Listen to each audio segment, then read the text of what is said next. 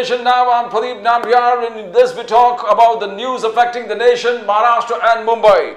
As I say, justice, where justice is concerned, to the Romans, justice was a goddess whose throne tempest could not shake, whose pulse passions could not stir, whose eyes were blind to any kind of favor or ill will, and whose sword that fell on all offenders with equal certainty and impartial strength. That was how we described the goddess of justice by the Romans. And today, as we see, the main headline we talk about Bilkis Banu case. The Supreme Court quashed the Gujarat government decision to grant remission to 11 convicts. They have to surrender within 2 weeks.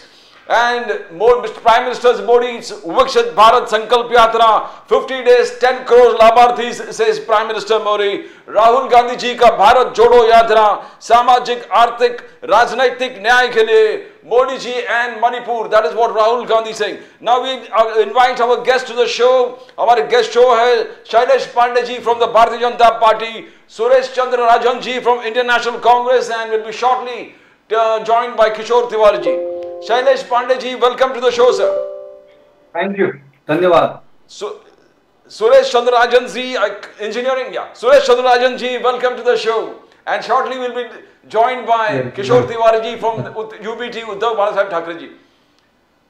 We'll start with Shailesh Pandey ji. आपसे शुरुआत करते हैं. जी. How do you see this Bilkis Banu case, Supreme Court remission को जो Supreme Court ने quash किया the Gujarat government के remission था और the 11 convicts and they have been asked to surrender. तो राहुल गांधी जी का बार-बार कहना था कि लोकतंत्र खतरे में है, judiciary is being intimidated, opposition is नहीं अलग-अलग जो charges है. क्या आपको लगता है justice has prevailed? Pandey ji, Shailesh Pandey ji, has justice prevailed now?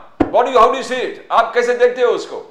देखिए, राहुल गांधी के वक्तव्य को मैं कोई गंभीरता से नहीं लेता हूँ और मैं ही नहीं पूरा देश ही राहुल गांधी को बिल्कुल गंभीरता से लेता नहीं। रही बात सुप्रीम कोर्ट के डिसीजन की, तो माननीय वो सर्वोच्च न्यायालय है, सर्वोच्च न्यायालय की किसी भी विषय पर मुझे या किसी को भी टिप्पणी करना ये अच्छी बात नहीं है और इस पर मैं किसी भी प्रकार की कोई टिप्पणी नहीं करना चाहूँगा।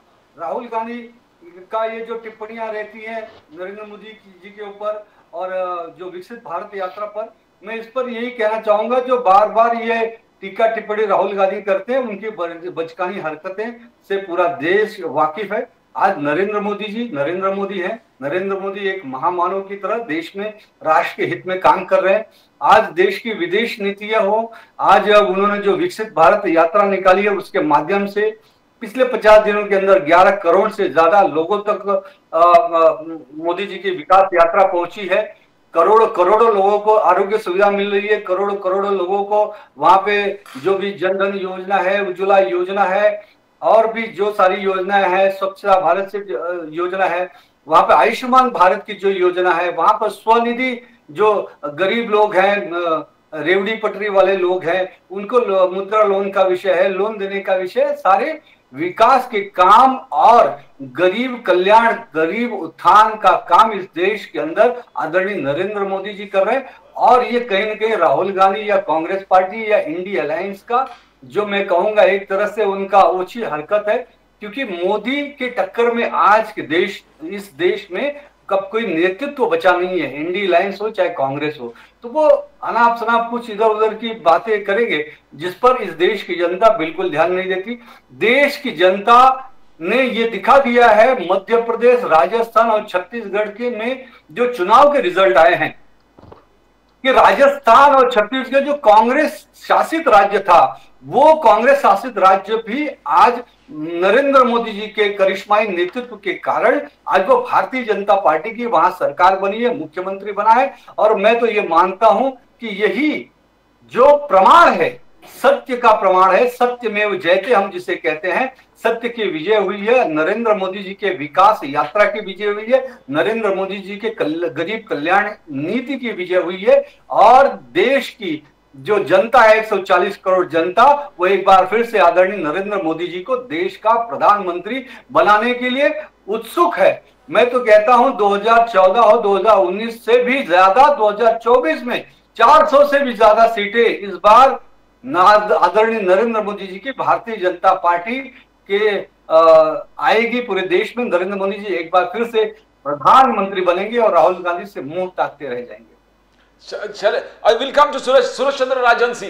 सुरेश चंद्र राजहंसी, आज राहुल गांधी जी जो बार बार कह रहे थे कि लोकतंत्र खतरे में है, judiciary is being intimidated, Bilkis Bano के केस के बाद आपको लगता है कि न्याय मिला हुआ है, न्याय मिल गया है लोगों को और न्याय व्यवस्था ठीक है? सुरेश चंद्र राजहंसी। प्रदीप जी, बिल्किस बानो के केस में सुप्रीम कोर्ट का ये ऐतिहासिक फैसला है और जो लोग इस पर इसकी कानून व्यवस्था पे विश्वास करते हैं, जो लोग संविधान के विचार मानते हैं, संविधान को सर्वश्रेष्ठ मानते हैं, संविधान में भरोसा करते हैं, ऐसे सभी भारतीयों की ये बड़ी जीत है। आपको मालूम होगा कि भारतीय जनता पार्टी के गुजरात सरकार ने इन बिल्किस बानो के बलात्कारियों को रिहा करने का पाप किया था और आज सुप्रीम कोर्ट ने उन्हीं बलात्कारियों को फिर से जेल में डालने का आदेश दे दिया है। इसके कारण भारतीय जनता पार्टी का महिला विरोधी जो चेहरा है, ये विकास यात्रा निकालकर भारत में यह जो यात्रा निकालते हैं, झूठा प्रचार करते हैं, लेकिन महिलाओं के ऊपर बलात्कार किया जाता है, उन बलात्कारियों को रिहा करने का ये गुजरात में बीजेपी सरकार आदेश देती है। इससे भारतीय जनता पार्टी का महिला विरोधी जो नीति है, महिला विरोधी इनकी जो सोच है, ये स्पष्ट होती है। और भारतीय जनता पार्टी के प्रवक्ता आज यहाँ पे जो बातें कर रहे हैं, राहुल गांधी हमेशा सच और लोगों को भय से बाहर निकालने का काम करते हैं, सच की बातें करते हैं, सच दुनिया के सामने लाने का बात करते हैं। और ये महाशय तो नरेंद्र मोदी जी को महामानव बोलने लगे हैं। मतलब आप एक नेता को महामानव में देख रहे हो, इससे आपको यह साबित होता है कि ये इसी सोच लेके चलते हैं कि नरेंद्र मोदी के सिवा इस देश में कोई है ही नहीं है। लेकिन मैं उनको बताना चाहता हूं, जिस विकास यात्रा के माध्यम से झूठ अलग अलग योजनाओं का प्रचार प्रसार करते हैं, इन सारे प्रचार प्रसार और झूठ का पर्दाफाश करने का काम राहुल गांधी जी के नेतृत्व में पूरे देश में भारत जोड़ो यात्रा के माध्यम से हुआ है। और ये बोलते हैं कि राहुल गांधी की जो स्टेटमेंट होती है वो बचकंडी होती है, लेकिन नरेंद्र मोदी जी और इनका शीर्ष वरिष्ठ नेतृत्व जानता है कि राहुल गांधी एकमात्र ऐसा बब्बर शेर इस देश में है जो अपोजिशन में काम करता है। उन्होंने भारतीय जनता पार्टी और नरेंद्र मोदी, अमित शाह से लेके इन भारतीय जनता पार्टी और संघ की नींद हराम करके रखी हुई है। तो मुझे ऐसे लगता है कि भारतीय जनता पार्टी आज जिस तरह से महिलाओं की जो सहानुभूति दिखाते हैं, लेकिन असल में काम ये महिलाओं के विरोध में करते हैं। पांडे जी, ये जो पांडे जी आपने सुना जो सुरेश चंद्र राजहंसी कांग्रेस के बोले, तो do you think, because Mallikarjun खड़गे साहब, राहुल गांधी जी बोलते हैं, ये मल्लिकार्जुन खड़गे साहब भी कहा कि वेर इज द काम कहां पर है? काम में प्राइस राइज, इन्फ्लेशन, अनएम्प्लॉयमेंट, किसान। पांडे जी बोलिए। हाँ, मैं पहले इनकी जो महिला की बात कही कि महिलाओं के खिलाफ है, मैं इनसे मेरा सवाल ये है कि जो प्रियंका वाड्रा के साथ संदीप सिंह रहते हैं, वो उनके ऊपर क्या केसेस हैं? क्या महिला अत्याचार की केसेस रहने के बावजूद वो प्रियंका गांधी जी के साथ क्यों रहते हैं? और इसके अलावा भी सोनिया गांधी जी के साथ भी बहुत ही क्लोज नेता हैं, वो उनके साथ रहते हैं, तो उनके ऊपर भी अत्याचार के केसेस होने के बाद भी रहते हैं। तो आखिर में सोनिया गांधी, प्रियंका गांधी ऐसे लोगों को जिनके ऊपर अत्याचार के केसेस हैं, तो उनको अपने साथ कैसे रखते? दूसरी बात, आदरणीय नरेंद्र मोदी जी ने नारी अभिनंदन बिल, महिला आरक्षण का जो लाया, वो आज पूरी देश की महिलाएं उनकी सराहना कर रही है। उनके अंदर अपने सगे भाई जैसा एक प्रतिमा निखर के आया आदरणीय नरेंद्र मोदी जी का। इसलिए नरेंद्र मोदी जी पर महिला विरोधी की बात करना ये सही बात नहीं होगी। आज नरेंद्र मोदी जी ने महिला आरक्षण का विषय लाया, तो हम उनको कैसे विरोधी कह सकते हैं? आज नरेंद्र मोदी जी ने एक आदिवासी, नरेंद्र मोदी जी के ही कार्यकाल में देश के अंदर आज एक आदिवासी हमारी बहन, एक नारी इस देश की राष्ट्रपति बनी है। ये पूरे देश के लिए गर्व की बात है और ये कहीं ना कहीं मोदी जी और भारतीय जनता पार्टी की नीतियों के कारण ही हो पाया है। और रही बात, इन्होंने जो इस समय जो यात्रा चल रही है, यात्रा वेलकम किशोर तिवारी जी। किशोर तिवारी जी सर नमस्कार, welcome to the show. We are joined by Kishore Tiwari ji from Uddhav Bala Saheb Thackeray Sena. हमारे साथ है Pandey ji from the BJP, Shailesh Pandey ji from the BJP and Suresh Chandra Rajhansi from the Indian National Congress. I'll cut short, Pandit ji. I will come to first Tiwari ji. Tiwari ji, ये Bilkis Bano case Supreme Court has justice been delivered because Rahul Gandhi ji बार बार कह रहे थे कि लोकतंत्र खतरे में है, बार बार कह रहे थे there some type of intimidation of judiciary that opposition being target. तो चार्जेस जो लग रहे थे पूरे देश में, क्या ये जजमेंट के बाद जुडिशरी पे जो क्लाउड आया था वो हट गया, बादल हट गया? तिवारी साहब नहीं, जिस तरीके से चंद्रचूड़ साहब काम कर रहे थे, अचानक ही उनका रुख बदल गया। हमारे राहुल नार्वेकर को डेट पे डेट मिलते रही और जो उनका थोड़ा सा क्लाउड आया था, लेकिन आज बिल्किस बानो केस को उन्होंने गुजरात सरकार के निर्णय को रोक लगा दी और जो उन्होंने सजा माफ की थी उसको भी उन्होंने रद्द किया। तो जुडिशरी है, ये बात तो कबूल करना पड़ेगा, लेकिन न्याय कब तक मिलेगा ये भी मालूम नहीं। लेकिन मैं एक बात कह रहा हूं कि पिछले कुछ दिनों से चंद्रचूड़ जी का स्वभाव कुछ दबाव में दिखता था और भारत में सीजीआई भी कहीं जो तीखे बयान करते थे उसमें थोड़ा सा ठंडापन आ गया था। तो चंद्रचूड़ जी ने ये बयान दिया या ये किस बेंच ने दिया ये मुझे मालूम नहीं, लेकिन महाराष्ट्र की जो केस थी जिसमें ये अनकॉन्स्टिट्यूशनल गवर्नमेंट लाके रखी थी, वो तो यार अब चुनाव तक लाके रख दी प्रदीप, अब चुनाव तक तो लाके रख दी। कल मुझे लगता है कि राहुल नार्वेकर 10 तारीख को क्या निर्णय देंगे, लेकिन मुझे लगता नहीं कि इलेक्शन कमीशन हो या जुडिशरी हो या फिर व्यवस्था हो, सारी तानाशाही से डूबी है, ऐसी चर्चा बार बार होती है। तो शायद चुनाव का ये व्यक्तिगत आज़ादी ये बहुत बड़ा मुद्दा होगा, मुझे लगता है, इससे मुझे लगता है कि लेकिन आज के निर्णय से उसको न्याय मिलेगा ऐसा लगने लगा। तो जो निर्णय आया है उसका स्वागत तो करना चाहिए। लेकिन मैं कह रहा हूं कि मैं शैलेश पांडे जी को सुन रहा था बहुत सारा कि इतने बड़े बड़े क्लेम कर रहे, इतना बड़ा बड़ा फॉरेन एक्सचेंज की बात करते, छाती ठोक ठोक के मोदी जी की गारंटी करते। अब मुझे बताइए, आप अधूरा जो पड़ा हुआ है, अपूर्ण निर्माण है, वो राम मंदिर का ही आप वो कर ले रहे, क्या बोलते उसको, उद्घाटन कर ले रहे, जबकि जो कंट्रैक्टर एलएनटी है वो तो कहता है कि दिसंबर 25 तक हो जाएगा। तो इनको फिर ये उसका क्या जरूरत पड़ गई थी, क्या बोलते उसको, प्राण प्रतिष्ठान 22 जनवरी 12:22, 22 जनवरी 12:22। तिवारी साहब, और प्राण प्रतिष्ठा कौन करेंगे? तो भारत के प्राइम मिनिस्टर, साला हद हो गई, बहुत ही हो गया। और योगी जी, अब मुझे बोलो प्राण प्रतिष्ठा के अधिकारी तो उद्धव जी ठाकरे ही है, तो हमने ही वो विवादित ढांचा ध्वस्त किया था। लेकिन मेरे जितने भी दोस्त जाकर आए वो कह रहे कि अभी करीबन 1 साल का काम प्रलंबित है, लेकिन मोदी जी चाहते हैं कि आचार संहिता लगने के पहले ये सब कर ले। तो उनको बताया गया है कि जितना कैमरा में आता है उतना तुम बना लो, लेकिन कैमरे में भी वो स्ट्रक्चर जो लगे हुए हैं वो आएंगे ऐसा लग रहा है। लेकिन मुझे लगता है कि पूरा का पूरा भाजपा ने वो कार्यक्रम हाईजैक कर लिया है। तो भाजपा चाहता है कि हिंदू मुसलमान पोलराइजेशन हो और वो हिंदू के अधिकारों की लड़ाई लड़ रहे हैं या हिंदू राष्ट्र बनाने के लिए वो सफल होने वाले हैं। लेकिन मुझे लगता है कि भारत का फैब्रिक्स ऐसा नहीं है। हाँ, भारत का फैब्रिक्स बहुत अलग है और मुझे लगता है कि आर्थिक विकास के जो दावे भाजपा कर रही है और जो प्रगति के दावे कर रहे हैं, उनकी जो हमेशा कहते थे, उनसे एक पत्रकार ने पूछा था कि क्या ये देश हिंदू राष्ट्र है, तो ये देश हिंदू राष्ट्र कब बनेगा? तो बाला साहब ठाकरे जी ने ये जवाब दिया था कि कब बनेगा मतलब क्या है, ये देश हिंदू राष्ट्र ही है।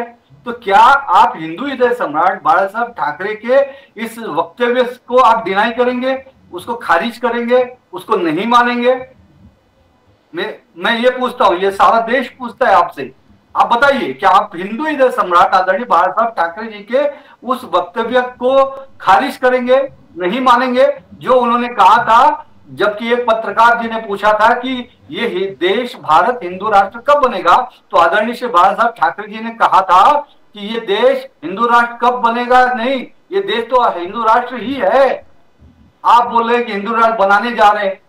देखिए कैसा है बजाज जी, ये शिवसेना, उद्धव बाला साहब ठाकरे गठ, कांग्रेस, एनडीए अलायंस, ये श्री राम जन्मभूमि मंदिर निर्माण के ऊपर, प्राण प्रतिष्ठा के ऊपर, जिस तरह से संजय राउत जी हो, अभी किशोर तिवारी जी ने कहा, ये ओछी राजनीति का परिचायक है। भगवान राम मर्यादा पुरुषोत्तम, भगवान राम हम सभी के हैं। वो, मैं तो ये कहता हूं, वो सभी धर्मावलंबियों के हैं, 84 लाख योनियों के हैं, जन जन के राम है, क्योंकि वो कण कण में बसे हुए हैं राम। वो आपके राम है, मेरे राम है, पूरे दुनिया के राम है। तो उनकी आज प्राण प्रतिष्ठा हो रही है, तो उसका उत्सव मनाया जाना चाहिए। इस देश का ही नहीं, पूरे दुनिया का जो हिंदू समाज है, वो सारा समाज आज रास्ते पे उतरा है। आप जाइए कहीं, जहां देखिए वहां उत्साह नजर आ रहा है, महापर्व मनाया जा रहा है, कहीं भगवान राम की रैलियां निकाली जा रही है। उनके आने के लिए लोग पलक पहाड़े बिछाकर दिवाली मनाना अभी से शुरू कर दिए है।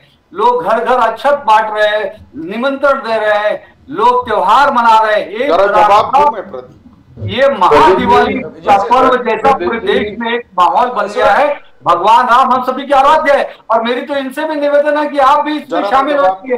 आप बार बार कहते हैं शिवसेना में ये किया, शिवसेना में वो किया। देखिए इतिहास में अगर जाएंगे, मैं आपको सुनाने लगूंगा, तो ये 550 सालों में आपने क्या किया सब जानते हैं। दूसरी बात देखिए, जो संघर्ष किया रहता है वो उत्सव मनाएगा ही, बिल्कुल मनाएगा। आज भारतीय जनता पार्टी हो, विश्व हिंदू परिषद हो, राष्ट्रीय स्वयंसेवक संघ हो, बजरंग दल हो, ये हिंदूवादी संगठनाएं, ये इन्होंने श्री राम जन्मभूमि मंदिर निर्माण के लिए आंदोलन किया। कुठारी बंधुओं ने अपनी जान दी, अनेकों लोग बलिदान हुए हैं, अपने परिवार घर को बर्बाद करके भगवान राम के मंदिर बनाने के लिए अपने प्राणों को न्यौछावर किया है, तो वो लोग तो खुशी मनाएंगे ही ना। बीजेपी 550 साल के बाद जो राम मंदिर पुनर्निर्माण, पांडे जी का कहना मनाएंगे, हम मनाएंगे, मगर कांग्रेस साथ भी कांग्रेस के कंट्रीब्यूशन पूछ रहे, कांग्रेस कंट्रीब्यूशन। बजाज सर, बजाज साहब आज दिल्ली में है, जब देखो सनातन धर्म के खिलाफ बोल रहे हैं। हाँ, आज देखिए समाजवादी पार्टी के स्वामी प्रसाद मौर्य हिंदू धर्म धोखा ऐसा कहते हैं। आज तमिलनाडु के अंदर लड़के उदयनिधि स्टालिन वो क्या कहते हैं, हिंदू धर्म के लोग मलेरिया है। बोलो संजय राउत जब देखो तो राम जी के सुनिए, देखिए क्या सुनिए ना, जवाब भी तो सुनिए, एक बार सुनिए। बुर्खा पहना था, इनका बुर्खा फट गया है, को थोड़ा डिसिप्लिन लगाओ। ये पांडे जी तो सुनिए, जवाब तो सुनिए। राम के खिलाफ है, ये सारे देश ने देख लिया है। एनडीए अलायंस की, चाहे वो डीएमके हो, चाहे शिवसेना, शैलेश पांडे जी का सुनिए, कांग्रेस के नेता खड़गे कहते हैं अरे बीजेपी आ जाएगी। शैलेश पांडे जी जो सुनिए, इनके जवाब भी सुनिए। शैलेश पांडे जी सुन लिया, राजस्थान, छत्तीसगढ़ और मध्य प्रदेश। शैलेश पांडे जी सुन लिया, सुनिए।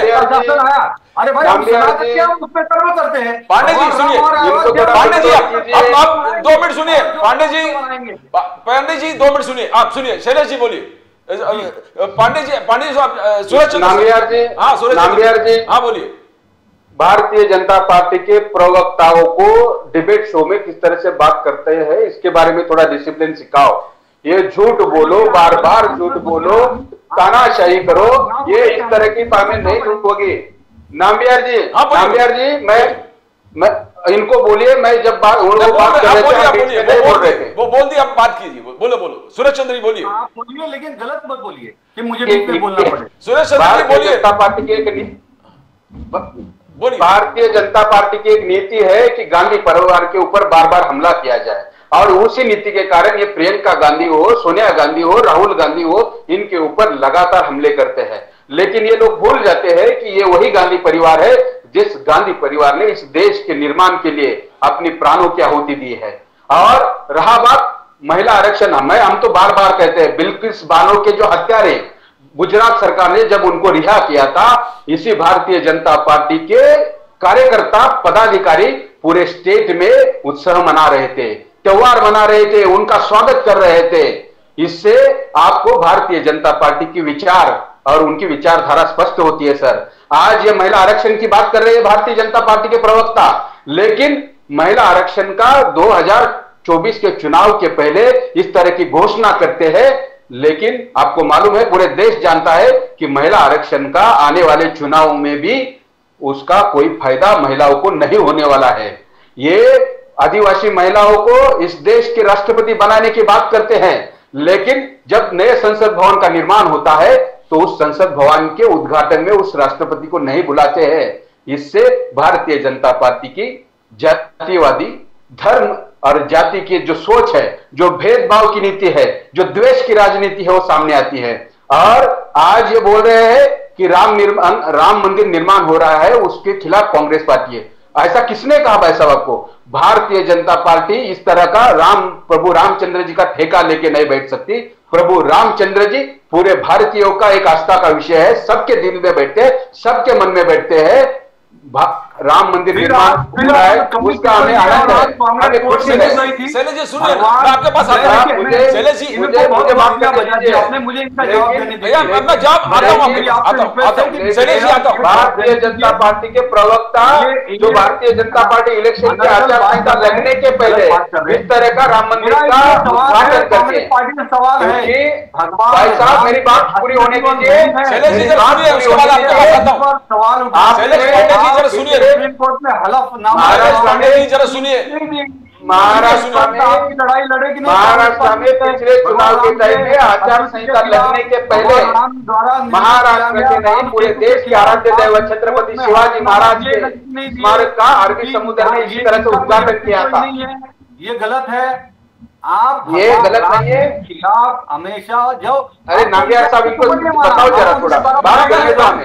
शैलेश जी आपके पास, आप भगवान राम के सनातन धर्म को ही नहीं मानने को तैयार है। पांडे जी, तिवारी जी का सुनते हैं हम लोग। आप न्यूज चैनल पे आपने जो बात की है शैलेश जी, अब तिवारी जी का 2 मिनट सुनिए। जनता समझदार है, सब देख रही है, समझ रही है। आप बोलिए ना, जो भी डीएमके के समाजवादी पार्टी भाई साहब, आपने पिछले इलेक्शन के पहले अरबी समुद्र में छत्रपति शिवाजी महाराज के स्मारक का उद्घाटन किया था। आपके यही प्रधानमंत्री मुंबई में आके अरबी समुद्र में आके छत्रपति शिवाजी महाराज के स्मारक का उद्घाटन किया था। कहाँ है वो छत्रपति शिवाजी महाराज का स्मारक? क्या प्रोग्रेस हुआ है ये महाराष्ट्र जानता है। महिला आरक्षण की बात करते हो, महिला आरक्षण का रेजोल्यूशन पास करते हो, क्या लागू हुआ? अभी जो 5 राज्यों के इलेक्शन हो गए वहां पे महिलाओं को आरक्षण का बेनिफिट दे पाया? नहीं, ये आपके जुमले हैं और आपका ये झूठ को ये पूरा देश एक्सपोज होते हुए देख रहा है। तो मुझे ऐसे लगता है कि आप जो झूठ है वो लोगों के सामने रखने की आपकी जो नीति है, आपको जो ट्रेनिंग दिया जाता है ना, उसको आप ईमानदारी से आपकी भूमिका निभा रहे हैं। लेकिन देश सच और झूठ के अंतर को जानता है और हम संविधान के ऊपर भरोसा करने वाले लोग हैं, इस देश के कानून व्यवस्था पे भरोसा करने वाले लोग हैं, इस देश के लोकतंत्र को मानने वाले लोग हैं। तो हमें जब तक इस देश का संविधान जिंदा है, जब तक इस देश का संविधान यहां पे कायम है, तब तक बिल्कुल बानो जैसे कई पीड़ित लोगों को न्याय मिलते रहेगा, चाहे जितना भी भारतीय जनता पार्टी उस अपराधी को बचाने का काम करे। शैलेश जी, मैं आपसे आने से पहले मैं तिवारी जी से, sir Kishore Tiwari ji, you heard Shailesh Pandey ji, you want to retort to what he says, Tiwari Saheb, you want to say something about that Pandey ji के रिस्पांस में?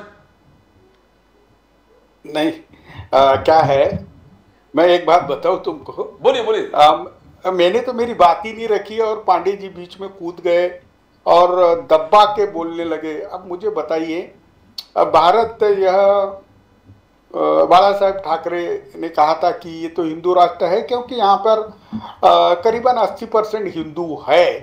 लेकिन आप ये बात समझते कि भारत में जो संविधान है, पांडे जी सुनिए, पांडे जी सुनिए प्लीज, पांडे जी सुनिए, बोले तिवारी जी बोलिए।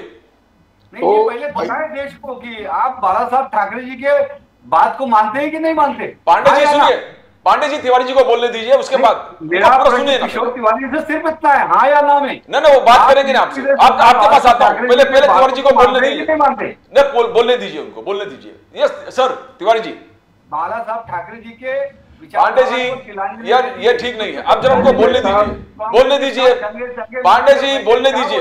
नहीं बोलेंगे नहीं, बोलने दीजिए उनको, सुनिए फिर बात कीजिए। को मानने वाले लोग हैं। बोलिए बोलिए तिवारी जी, बोलिए तिवारी जी, तिवारी जी। प्रदीप, मुझे लगता है कि हमारे को इनके सर्टिफिकेट की जरूरत नहीं है। महाराष्ट्र के अंदर मैं आपको बताता हूं कि संविधान है, संविधान ने सेकुलर राष्ट्र बोल के डिक्लेयर किया है, और इस वक्त राम के प्राण प्रतिष्ठा कार्यक्रम में पंतप्रधान के हैसियत से जा नहीं सकते, और ना तो योगी वहां सीएम बोल के जा सकते। मैं अभी बताने वाला था कि अगर आप भारत के संविधान के नेटवर्क में हैं तो आप वहां जाइए ना, आप राम भक्त बोल के जाइए, भारत के प्राइम मिनिस्टर बोल के क्यों जा रहे हो। बोलिए बोलिए तिवारी जी। पांडे जी आपके पास आता हूं, आप इधर सुनिए तो सही ना क्या बोल रहे हैं आप पूरे सुनिए। यस तिवारी जी बोलिए, आपको आपके पास ही आ रहा हूं। उसके बाद पांडे जी आपके पास आ रहा हूं, पहले तिवारी जी को सुनिए, उसके बारे में बोलिए ना। नरेंद्र मोदी जी को उस ट्रस्ट ने बुलाया है, आदरणीय श्री योगी जी को, आप कौन होते डिसाइड। अरे सुनिए पांडे जी, पहले पूरे बात तो सुनिए, उसके बाद आपके पास आ रहा हूं। सर गलत कर रहे हैं सर। बजाज जी आप कैसे, मैं प्रदीप नंबियार हूँ, बजाज साहब दिल्ली में है आज। जो निराधार, जिसका कोई आधार ही नहीं, ऐसी बातें करते ना ये। अरे सुनिए, पर सुनिए तो सही, सच बोलिए ना। निराधार बातें। शैलेश पांडे जी सुनिए तो 2 मिनट सुनिए, उसके बाद आपके पास आ रहा हूं। उसके बाद यस तिवारी जी बोलिए, उसके बाद आपके पास आ रहा हूं ना, जरा 2 मिनट रुकिए ना। बोलिए बोलिए तिवारी जी बोलिए। जिन्होंने मंदिर का निर्माण करवाया है उन्होंने बुलाया है, देश की जनता करोड़ों। अरे पांडे जी पहले सुनिए तो सही, तिवारी जी जो बोल रहे हैं वहां पर आए। पांडे जी सुनिए या शांत, इसके बाद आपके पास आ रहा, पूरे बात तो सुनिए तिवारी जी का। बोलिए बोलिए तिवारी जी, बोलिए तिवारी जी सर बोलिए। नहीं, मुझे लगता है ये पाखंडी राम भक्तों की जो टीम लगाई है, ये पाखंडी लोग, इन्होंने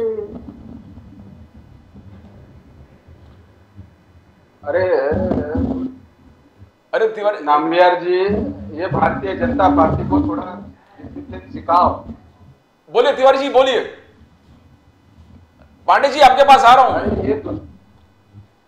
ये कौन सा पद्धति है, ये कौन सा तरीका है डिबेट करने का। तिवारी जी बोलिए, तिवारी जी। देखो इतिहास तो इतिहास है। हाँ, लाल कृष्ण आडवाणी जी हो, बताता हूँ आपको। थोड़ा पांडे जी जरा उनको बोलने दीजिए, उसके बाद आपके पास आ रहा हूं। कितनी हत्याएं हुई बताइए। बोलिए तिवारी जी बोलिए। नहीं एक बात है, हाँ, ये कम पढ़े लिखे लोगों का जो ये टीका वीका लगा के आते हैं ना, ये लोगों ने ना पूरा। मेरी पढ़ाई लिखाई, मैं कॉमर्स ग्रेजुएट हूँ, मैं एमए हूँ, और मैं डिप्लोमा किया हूँ सॉफ्टवेयर इंजीनियरिंग में, और मैं 30 वर्षों से सामाजिक और राजनीतिक जीवन में काम कर रहा हूँ, और आप तो मुझे अच्छी तरह से जानते हैं। पांडे जी जरा 2 मिनट उनको सुनिए तो सही। अब सबको बोलने देंगे तो कहाँ आगे बढ़ेंगे। अब पांडे जी उनको बोलने दीजिए, उसके बाद आपके पास आ रहा हूं ना, तो डिबेट को आगे बढ़ने तो दो। लेकिन गलत आप सफाई दीजिए पांडे जी, आप सफाई दीजिए ना 2 मिनट के बाद, 2-3 मिनट उनको बोलने दीजिए, आपके पास आ रहा हूं। बोलो तिवारी जी। नहीं, अगर कोई आदमी मूर्खों की बात करेगा तो सुरेश मैं तो बोलूंगा ना मूर्ख है बोल के। अब भारत का संविधान सेकुलर है, प्राइम मिनिस्टर बोलकर वो जा रहे हैं, वो मुख्यमंत्री बोल के जा रहे हैं। मुझे एक बताइए, अधूरा मंदिर है, मंदिर का काम पूर्ण हुआ नहीं, राम के लिए अक्षिता लोग लेके बैठे, बोले इनके कार्यकर्ता अक्षिता बांट रहे, कलश बांट रहे। अरे मेरे के विदर्भ में जो किसान आत्महत्या कर रहे, उसके दुख तो दूर करो। छाती ठोक के बोलते हैं कि 4 करोड़ मकान बनाए। अरे कहाँ बने भाई, बताओ ना जरा। 10 करोड़ हुई महिला को ये देने चले गए थे गैस का कनेक्शन। अरे कितने कनेक्शन चल रहे हैं ये तो बताओ। और दूसरी बात मैं बोल रहा हूं कि जिस देश में अगर कोई अमृत काल आया हो तो ऐसा अमृत काल और ऐसी 5 ट्रिलियन इकोनॉमी क्या काम की पांडे जी, जब 80 करोड़ लोगों को आप मुफ्त अनाज देने के लिए बाध्य हो गए हो।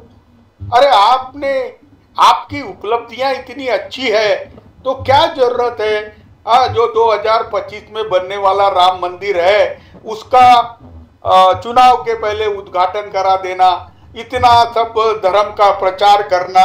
देखो 1924 के अंदर आपने एक बात याद रखनी चाहिए कि दुनिया के अंदर हमने क्या विकास की योजनाएं चलाई।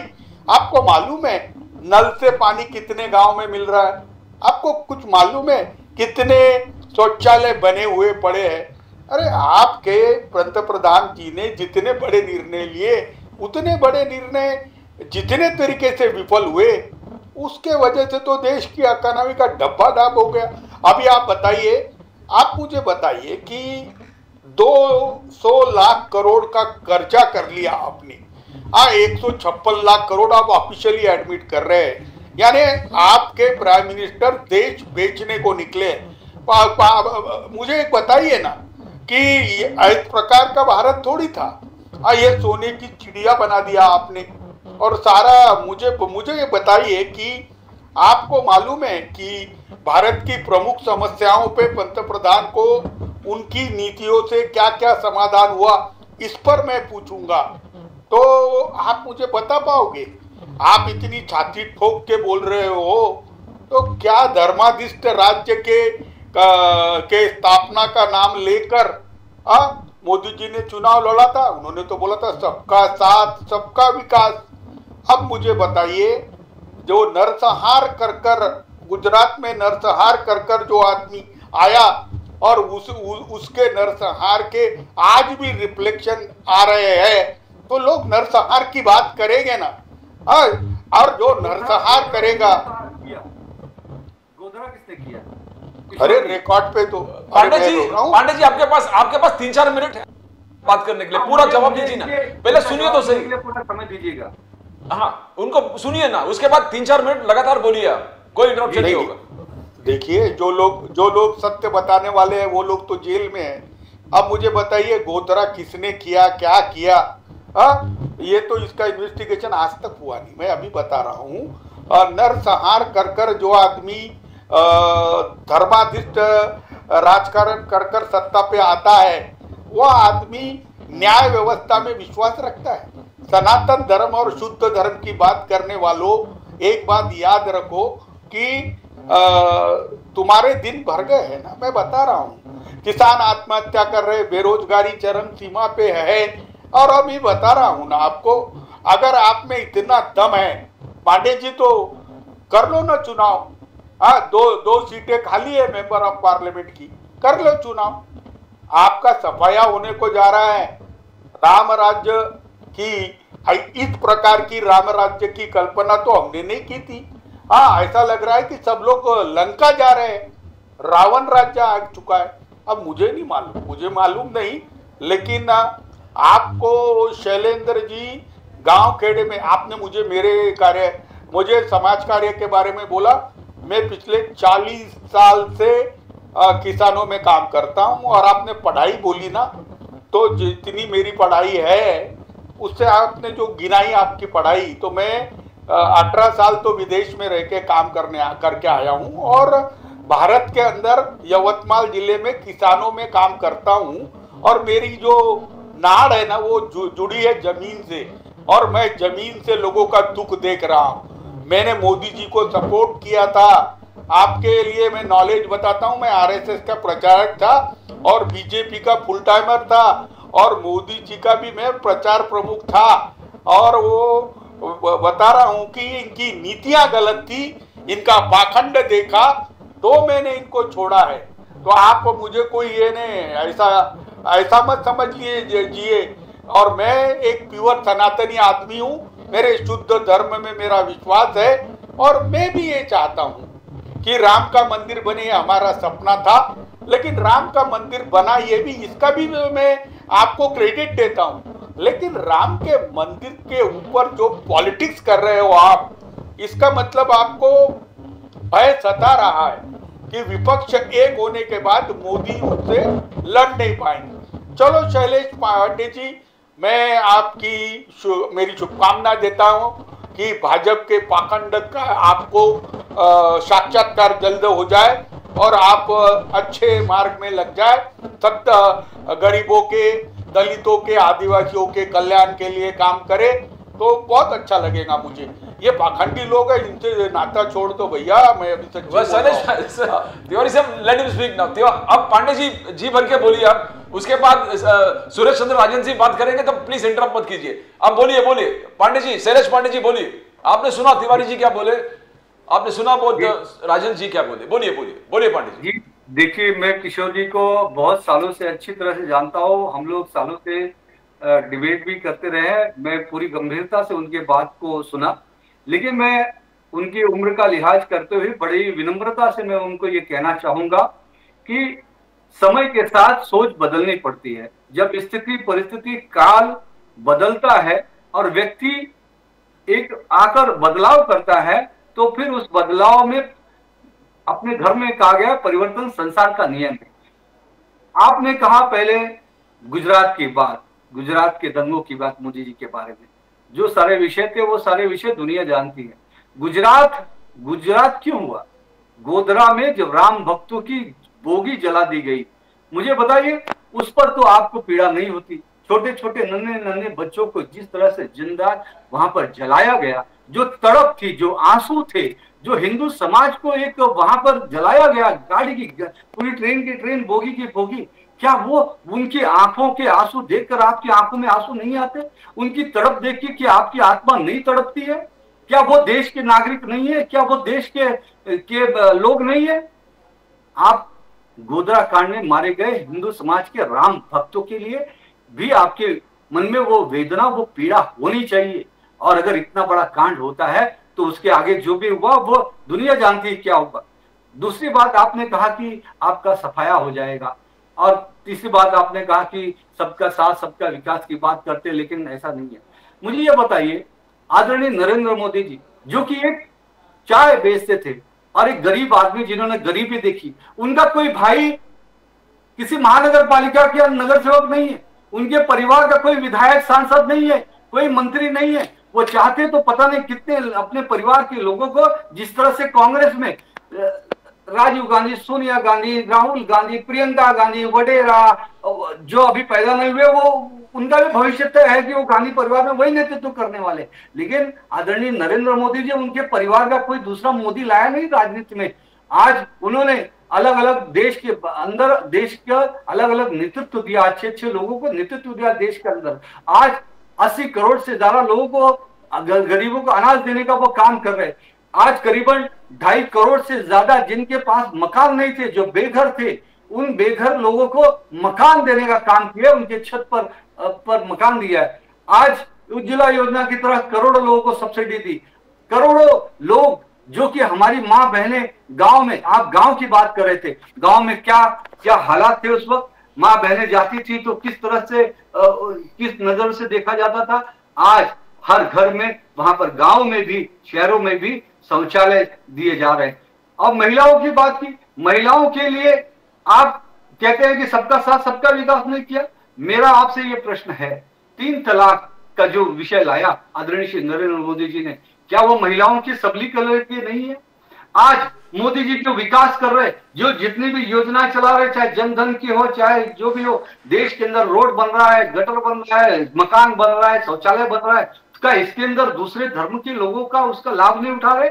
मोदी जी की जो भी 55 से ज्यादा योजनाएं, लाभ की योजनाएं, जन उपयोगी योजनाएं चल रही हैं, क्या वो देश के दूसरे धर्म के लोगों को उसको फायदा नहीं मिल रहा है?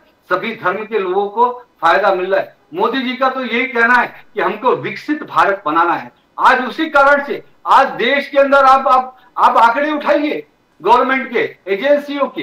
पहले जो मनमोहन जी के नेतृत्व में 10.0% महंगाई की दर थी, इन्फ्लेशन दर था, आज वो 5.0% है।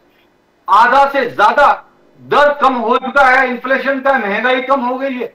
रोजगार अलग अलग क्षेत्रों में दे रहे हैं। दूसरी बात, आप जो बोल रहे हैं कि ये धर्म का ये आडंबर कर रहे हैं, मुझे ये बताइए, केदारनाथ जी में जो त्रासदी आई, उसके बाद, उस त्रासदी के बाद हजारों लोग मारे गए, उनका पुनर्वसन करना, बाबा केदारनाथ का पुनर्वसन करना, आज गुरु शंकराचार्य जी के मंदिर का निर्माण वहां कराना, क्या ये सही बात नहीं है? क्या देश हित में नहीं है? मैं भगवान राम जी के जो मंदिर का निर्माण है, क्या यह देश के लिए हित का विषय नहीं है?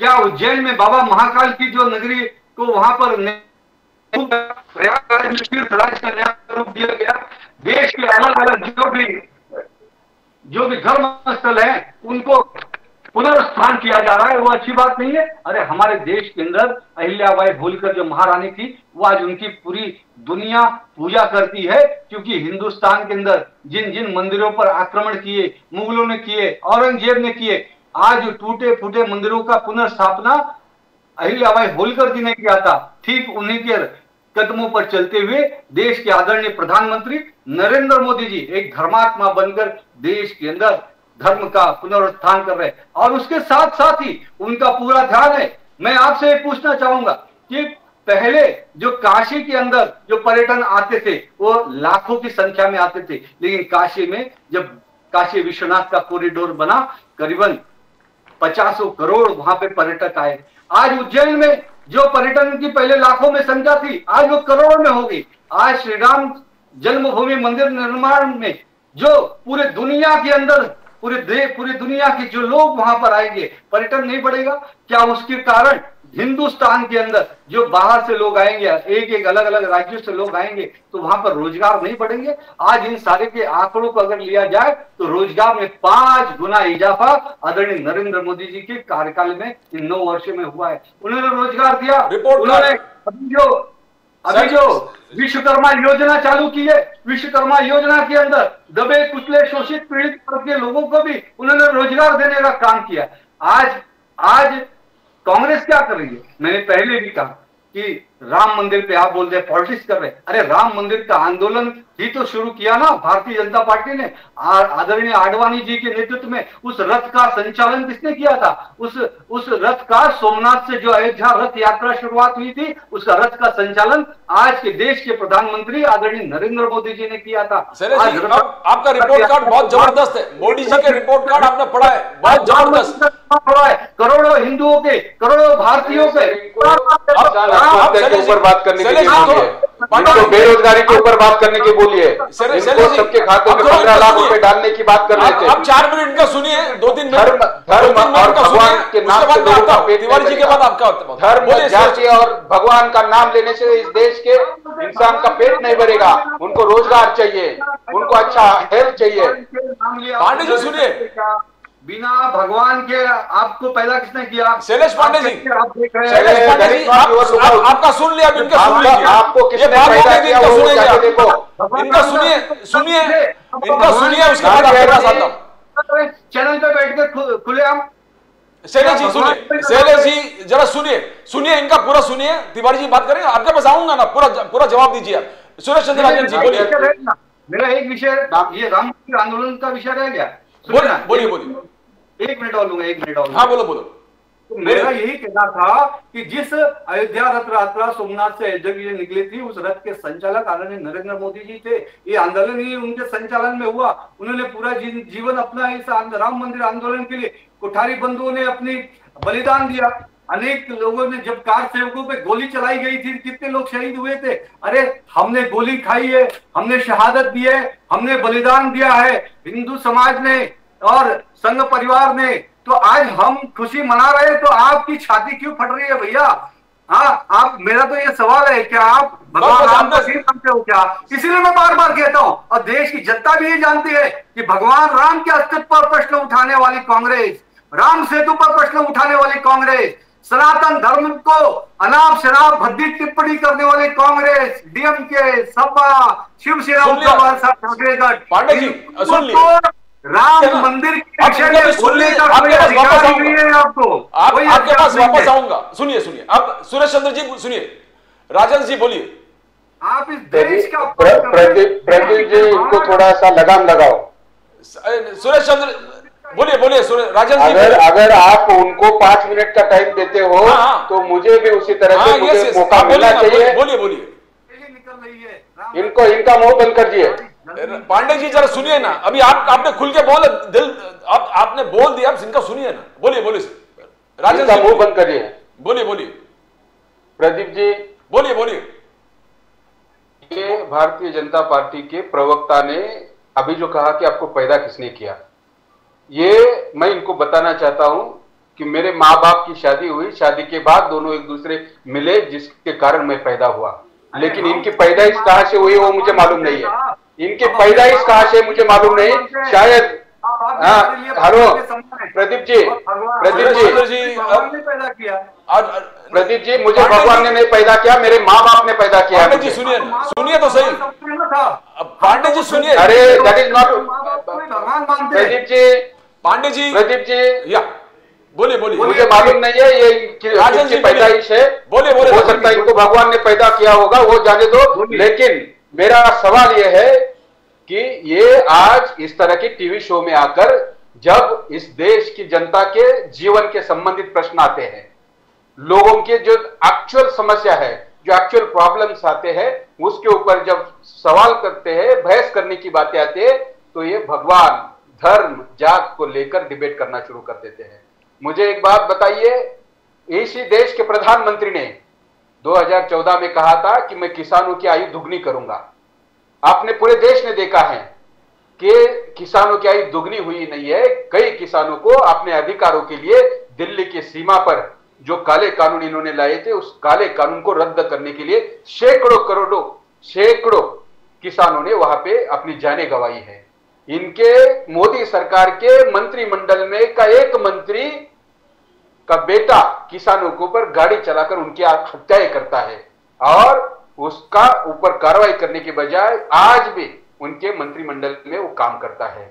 इस देश के पहलवान, रेसलर जो अपने देश का सीना चौड़ा करते हैं, अंतरराष्ट्रीय स्पोर्ट्स कंपटीशन में पदक जीतते हैं, अपना देश का झंडा शान के साथ लहराते हैं, उन पहलवानों के ऊपर इनके सरकार में शामिल एक सांसद शोषण करता है, उनके ऊपर अन्याय अत्याचार करता है। इसके ऊपर ये मोदी सरकार कोई कार्रवाई नहीं करती है, वो खुलेआम घूमता फिरता है।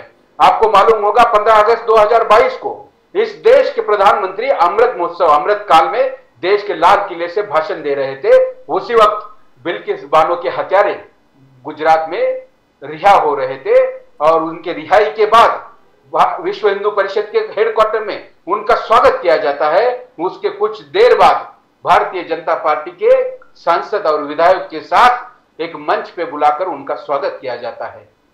इससे आपको क्या लगता है कि ये लोग सचमुच महिला हो, यहाँ का किसान हो, यहाँ का दलित हो, यहाँ का जो अल्पसंख्यक हो, यहाँ का जो दुर्बल घटक हो, उनके लिए सचमुच काम करते हैं? बिल्कुल नहीं है। ये लोग केवल हिंदू धर्म, सनातन धर्म और भगवान का नाम लेकर राजनीति करना चाहते हैं और अपनी कुर्सी बचाना चाहते हैं। अगर ये मणिपुर की बात होती है, मणिपुर पिछले 8 महीने से लगातार जल रहा है। वहां पे लोगों की हत्याएं हो रही है, कर्फ्यू लगा हुआ है, महिलाओं के साथ बलात्कार किया जा रहा है, सरकारी कर्मचारियों की हत्या की जा रही है, लेकिन देश के प्रधानमंत्री पिछले 8 महीने से मणिपुर का म बोलने को तैयार नहीं है। लक्षद्वीप में जाते हैं, फोटो शूट करते हैं, लेकिन मणिपुर की बहु बेटियों के साथ, वहां के लोगों के साथ जो अन्य अत्याचार हो रहे हैं, जो पीड़ित लोग हैं, उनके ऊपर ये बात करते नहीं है। मणिपुर के सारे पॉलिटिकल पार्टियों ने देश के प्रधानमंत्री को और इस सरकार को लेटर लिखा था कि वह हम सारी पार्टियां मिलकर आपसे बात करना चाहते हैं, मणिपुर के इस हिंसा के ऊपर हम कुछ उसके ऊपर सॉल्यूशन निकालना चाहते हैं, लेकिन देश के प्रधानमंत्री या भारत सरकार को इसके लिए टाइम नहीं है। और ये भाई साहब बात करते हैं कि मोदी सरकार ने उनके कार्यकाल में 5 गुना नौकरी बढ़ाने का काम किया है, लेकिन मोदी सरकार को ये पूरी देश की जनता पूछती है, मोदी जी आपने साल में 2 करोड़ रोजगार देने की बात किए थे, इस देश का हर एक बेरोजगार युवा मोदी जी को पूछता है कि भाई साहब हमारे 2 करोड़ रोजगार कहां गए?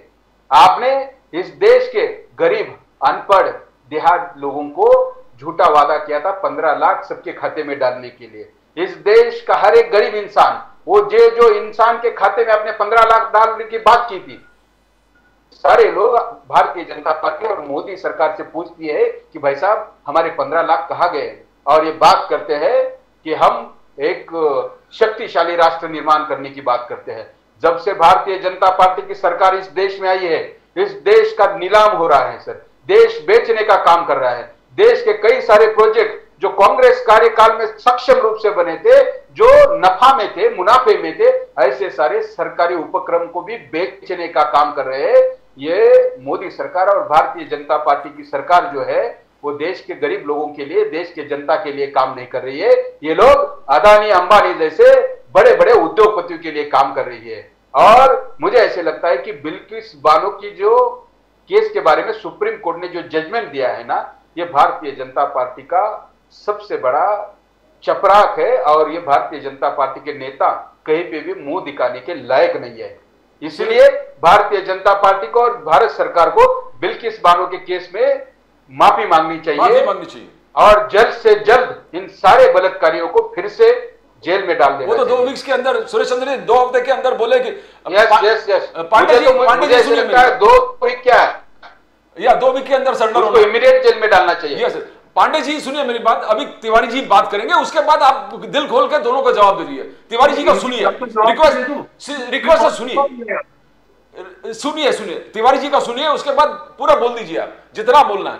तिवारी सर, यू हर्ड विकसित भारत संकल्प यात्रा जैसे रिपोर्ट कार्ड है मोदी जी का, 5th बिगेस्ट इकोनॉमी से लेके डिजिटल रेवोल्यूशन से लेके बालाकोट स्ट्राइक, सर्जिकल स्ट्राइक, तो आप पूरा गिना दिए पांडे जी ने। You want to say something on the report card sir, Tiwari साहब? देखो मैं आपको बताता हूं कि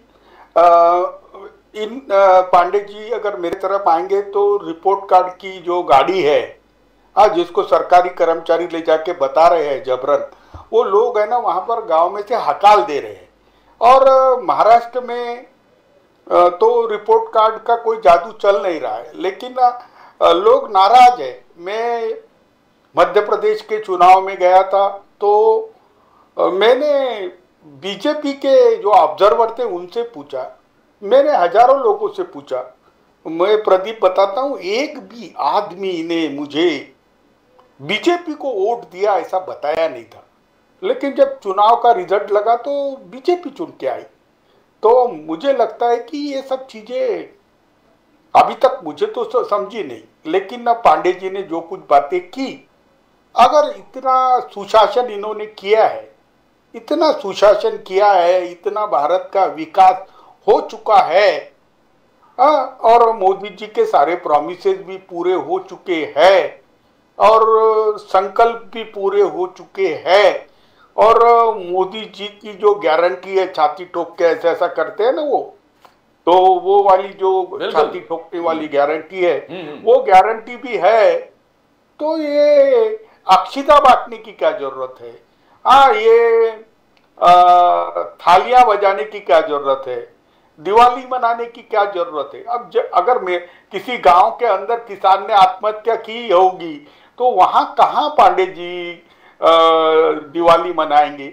अगर कपास का दाम 2 साल पहले 10,000 रुपए क्विंटल था, अभी 6,000 रुपया क्विंटल हो गया, तो उनको अक्षिता देके आप क्या कर रहे हो? आपने बोला था हर आदमी को मकान देंगे, आपका ही आंकड़ा कहता कि 14 करोड़ लोगों को मकान चाहिए, छत नहीं है रहने के लिए, और आप छाती ठोक के बोलते हैं 4 करोड़ लोगों को दे दिया 2024 में, जबकि आपने कहा था 22 में मैं दे दूंगा। देखिए मोदी जी की कई बातें थी कि लोगों की क्रय शक्ति बढ़ी, खर्चा करने की क्षमता बढ़ी, पर लोगों की आमदनी उतनी बढ़ी नहीं।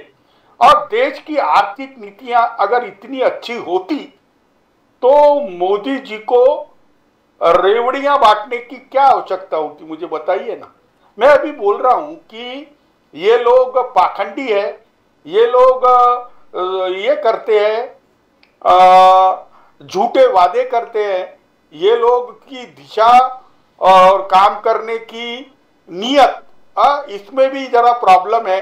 अभी मुझे बोलिए कि अदानी अंबानी को लेकर इतना बवाल क्यों उठता है? आप बंबई में रहते होंगे तो शैलेश पांडे जी मैं आपको बताता हूं, जीवीके का कॉन्ट्रैक्ट अदानी को जाता है, अदानी को धारावी जाती है, और उसके अंदर जिस प्रकार से धांधली होती है, कम से कम आप उस पर तो बात करोगे।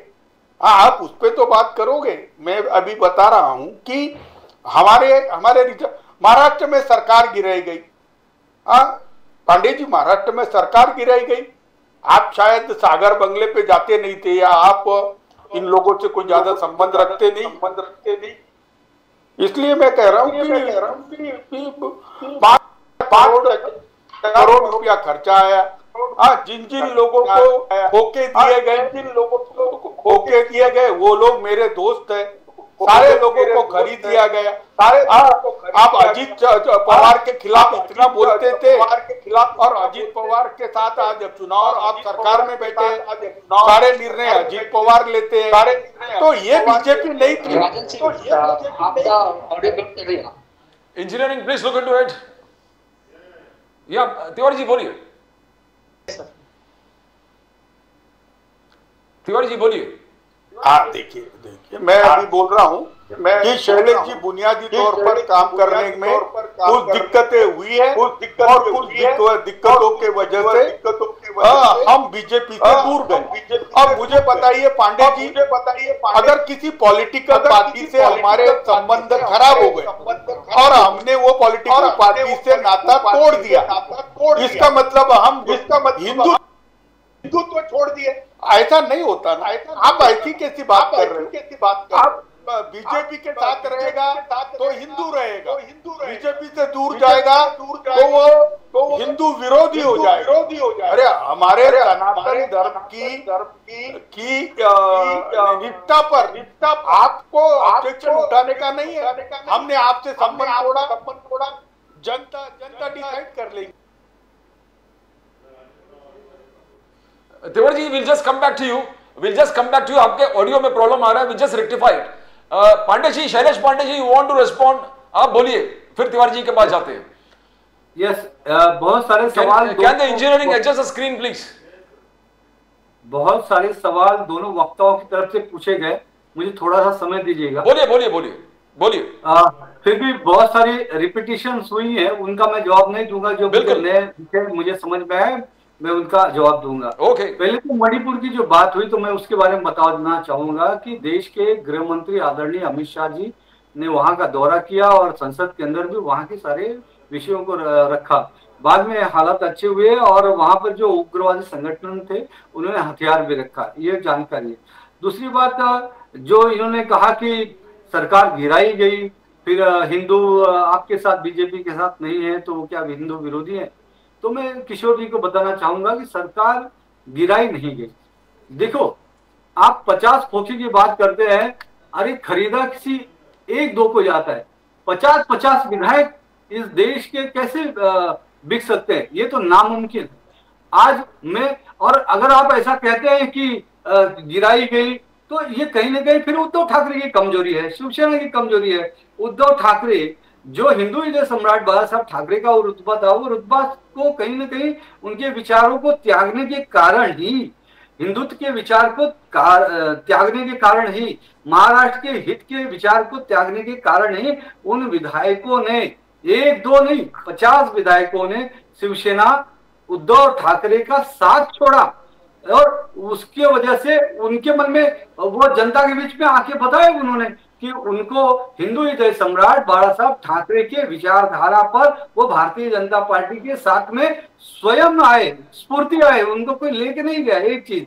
दूसरी चीज, रही बात हिंदुत्व की, तो देखिए कैसा होता है कि आप बर्ताव क्या करते हो, आप व्यवहार क्या करते हो, आपके कार्य पद्धति क्या है, उससे वो सारी चीजें पता चलती हैं कि आप हिंदू द्रोही हो, हिंदू विरोधी हो कि हिंदू के प्रेमी हो।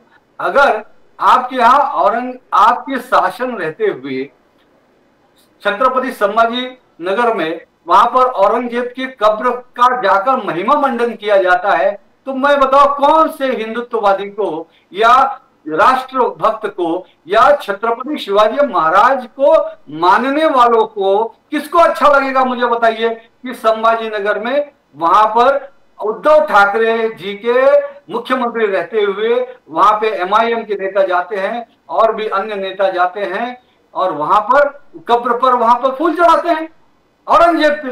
ये तो सरासर एक तरह से देशद्रोह वाली बात हो गई ना। आप कहते हैं आप हिंदू नेता है, हिंदू मुख्यमंत्री है, हिंदू सरकार है, तो फिर आपने ऐसा कैसे करने दिया? जिसका मतलब आप पूरी तरह से कहीं न कहीं हिंदुत्ववाद को छोड़कर मुस्लिम तुष्टीकरण और मुस्लिम तुष्टीकरण और कांग्रेस के साथ जा रहे हैं। दूसरी बात ये सिद्ध होती है कि जिस तरह से सनातन धर्म हिंदू धर्म पर इंडी अलायंस के DMK के उदयनिधि मारन ने, उसके बाद डी राजा ने, उसके बाद स्वामी प्रसाद मौर्य ने सपा के, उसके बाद जनता दल यूनाइटेड और RJD के मंत्रियों ने बिहार में सनातन धर्म के खिलाफ जहर उगला, रामचरितमानस के खिलाफ जहर उगला। हाँ, तो ये जो भी जहर उगले गए कांग्रेस, तो शिवसेना के उद्धव ठाकरे जी ने ये बयानों को बर्दाश्त कैसे किया? उन्होंने इन हिंदू विरोधी सनातन धर्म के विरोधी बयानों का खंडन क्यों नहीं किया? और अगर आप खंडन नहीं करते, उसका बयान का विरोध नहीं करते, तो इसका मतलब है आप उस बयानों के साथ है। और बयानों के साथ होने के बाद जिस दिन वो बयान दिया जाता है उसके अगले दिन आप इंडी अलायंस की मीटिंग में वहां उनके साथ बैठते हैं, उनके साथ खाना खाते हैं। तो इसका मतलब सनातन धर्म के विरोध में बोलने वालों के आप साथीदार हुए, तो सीधी सी बात है कि आप सनातन धर्म के विरोधी हुए। ये तो आपने स्वयं प्रमाण दिया है, ये किसी को बोलने की आवश्यकता नहीं है, आपने खुद से वो प्रमाण दिया। और रही बात कांग्रेस जो बार बार जोड़ने की बात करती है, बताइए अब राहुल गांधी कि जिनको पूरे देश ने नकार दिया और इन्होंने बोला कि जनता नहीं मान रही। अरे जनता नहीं मान रही है तो कांग्रेस शासित राजस्थान, कांग्रेस शासित छत्तीसगढ़ को भारतीय जनता पार्टी का शासन क्यों लाया जनता ने, वहां की जनता ने? हाँ भाई साहब, कर्नाटक में भारतीय जनता पार्टी को क्यों हरा दिया? साउथ का एक भी ऐसा कोई राज्य बताइए जहाँ पे नरेंद्र मोदी बहुत महापुरुष बोल रहे हैं ना, आप एक भी राज्य ऐसा दिखाइए जिस राज्य में आपकी सत्ता हो। आप आंध्रा में, तेलंगाना में, तमिलनाडु में नरेंद्र मोदी जी का और उनके यशस्वी कार्यकाल का चमत्कार देखेंगे। रही मेरी अंतिम बात आप चमत्कार देखने की बात करते हैं, उसी तरह से भारत जोड़ो यात्रा के माध्यम से राहुल गांधी जी का जो कैंपेन चल रहा है, उस भारत जोड़ो यात्रा की जो ताकत है वो आने वाले 2024 के इलेक्शन में आप जरूर देखेंगे। भाई साहब, भारत जोड़ो यात्रा की ताकत पूरे देश ने देख लिया। भारत जोड़ो यात्रा के बाद मोदी जी की पूरे साउथ में देख रही है। इनको रोकिए पहले। जहां पे तेलंगाना में आप मुख्यमंत्री बनाने की बातें करती थी, वहां पे आपके 2 विधायक भी चुन के नहीं आते भाई साहब, और आप बोलते हैं कि नरेंद्र मोदी जी की जो विशाल ताकत है, महापुरुष है, गवा दिया आपके मुंह पे कालिक लग गई और आप बात कर रहे हैं। क्यों गवा दिया? आपको जहां पे आपकी सरकार नहीं है, जहां पे रीजनल पार्टियां अच्छी तरह से सरकार चलाती है, वहां पे लोगों की सरकार तोड़ने का पाप करते हैं। जो न्याय राहुल, जहां पे सरकार संवैधानिक रूप से बनती है, जहां पे सरकार बहुमत में होती है, वहां पे भारतीय जनता पार्टी वो सरकार तोड़ने का क्यों काम करती है? वहां पे खरीदने का काम क्यों करती है? 10 सेकंड लूंगा, 10 second. Pandey ji, we come to the end of the programme में 2 मिनट आप समापन कर लो। पहले मैं सूरज चंद्र, आप बोलिए, राजन जी को बोलता हूँ 2 मिनट बोले, उसके बाद आप 2 मिनट बिल्कुल बोलिए और then will end the programme. Pradeep, हाँ बोलिए। प्रदीप जी, हाँ बोलिए। मुझे ऐसे लगता है कि जिस तरह से नरेंद्र मोदी जी के विकास यात्रा की बात करते हैं और उसका चमत्कार साउथ में आने वाले इलेक्शन में दिखाने की बात करते हैं, बिल्कुल उसी तरह से मैं भारत जोड़ो यात्रा में पूरा 500 किलोमीटर राहुल जी के साथ चला हूं। 500 किलोमीटर मैंने भारत जोड़ो यात्रा में मैंने देखा है, लोग बदल चाहते हैं, लोग भारतीय जनता पार्टी गलत नीति के, मेरे बीच में मत बोलिए, मुझे 2 मिनट का टाइम दिया गया है, मैं 2 मिनट बात करूंगा।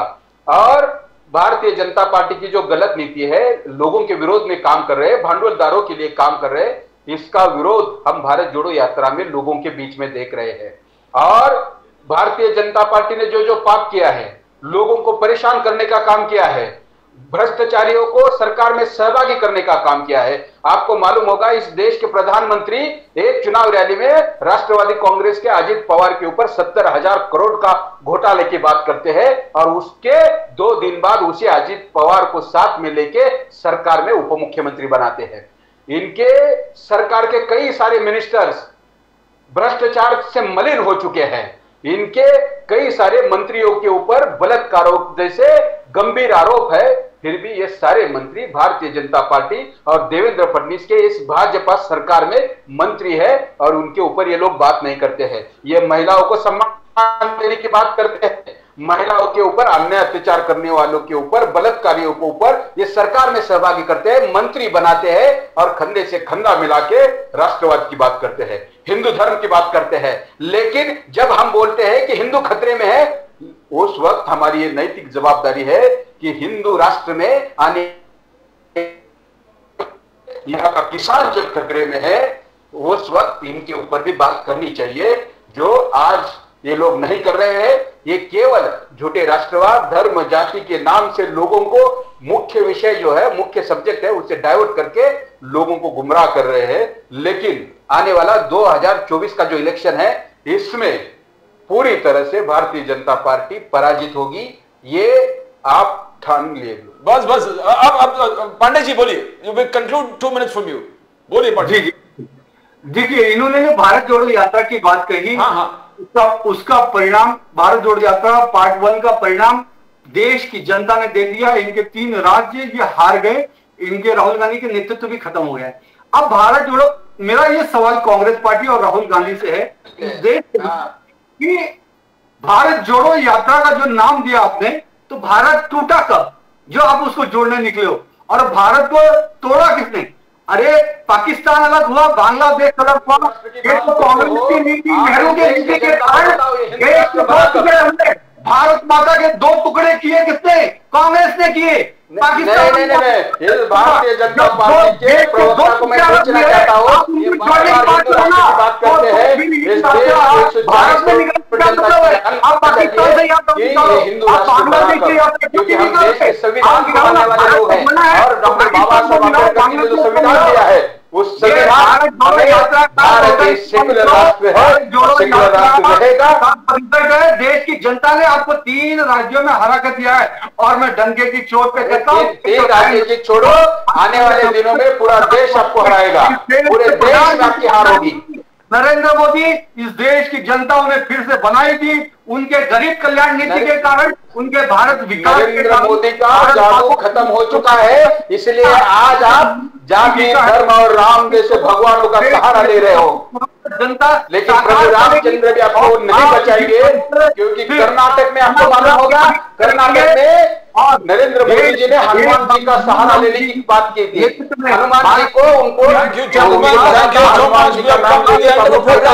Shailesh ji thank you so much, Shailesh ji thank you so much, Suresh Chandra Rajan ji thank you very much, the debate was fantastic.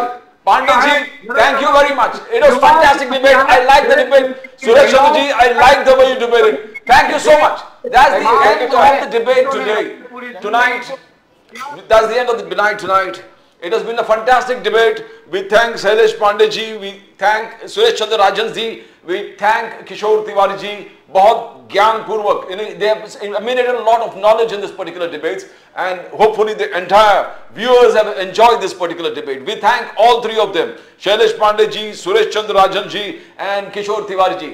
And as we say in the preamble to the Constitution, as always, we the people hereby resolve to constitute India into a sovereign, socialist, secular, democratic republic, and to secure to all its citizens justice, equality, liberty and fraternity. Justice, that is social, economic and political equality before the law and equal protection of rights, freedom of speech, expression, faith, worship and belief, right to life, liberty and pursuit of happiness, and fraternity, believing in the territorial integrity and political integrity of the nation. With the Bilkis Banu judgment today, the order today, the Supreme Court has proved its absolute independence, the sturdy independence they call it, absolute sturdy judicial integrity, independent in thoughts and every phases of life. This particular judgment will come in fostering and bolstering the 4 pillars of our Constitution of justice, equality, liberty and fraternity. That's all from Pradeep Nambiar. We'll come with more such news from the nation, Maharashtra and Mumbai. It's bye for now.